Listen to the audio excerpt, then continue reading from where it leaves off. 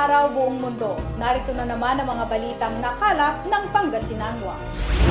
Anti-criminality drive ang pangunahing programa ng bagong OIC Provincial Director ng Lalawigan ng Pangasinan na si Police Senior Superintendent Belly B. Tamayo. Ilan sa panukala na nabanggit nito ay ang pagpapaigting ng katahimikan sa probinsya at kaayusan sa sistema ng kapulisan.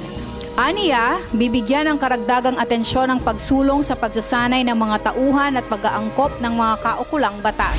Samantala, inihayag ni Bernard Cabison, Technical Consultant ng CDRRMC, bagamat all set na ang earthquake contingency plan sakaling makaranas ng paglindol ang syudad, sisikapin pa rin ang ahensya na maitaas pa ang kahandaan hinggil sa disaster response capability at pagpapalaganap ng impormasyon sa mga komunidad. May itinalagang evacuation centers at kumpleto sa rescue boats at safety equipment ang syudad para sa kaligtasan ng lahat.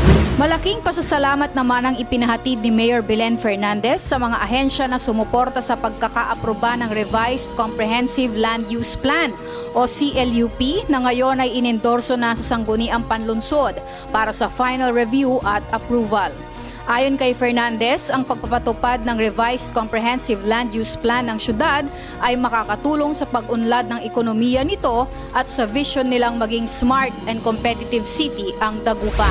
Panalangin at determinasyon, samahan pa ng nag-uumapaw na suporta mula sa pamilya at mga taong naniniwala sa iyong kakayahan. Ito ang naging sandata ni Mar Joseph Fernandez na 9th placer sa isinagawang March 2015 Licensure Examination for Teachers o LET, kung saan nakakuha ito ng 88.80 rate percentage.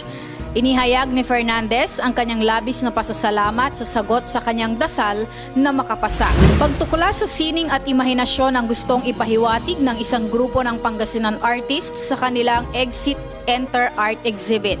Muling bubuhayin ang mga napaglumaang materyales gamit ang malikhaing isip upang magbigay ng istorya o mensahe at inspirasyon sa mga makakakita nito.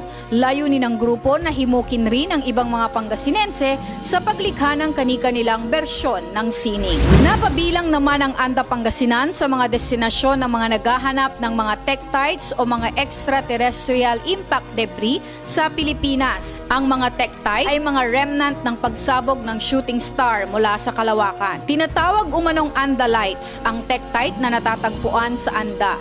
Karamihan sa mga ito ay binibili agad ng mga dayuhan sa mga Andanian dahil mahal ito sa pandaigdigang merkado. Pumapalo daw ang presyo sa $1,000 bawat piraso ng tektite, depende sa laki at itsura. Marami pa naman daw natitirang tektite sa Anda at kailangan lamang ay masigasig sa paghahanap dito. At yan ang mga balitang aming nakalap. Ako si Vanch Padilla at ito ang Pangasinan Watch. Broadcasting from Pangasinan to the world.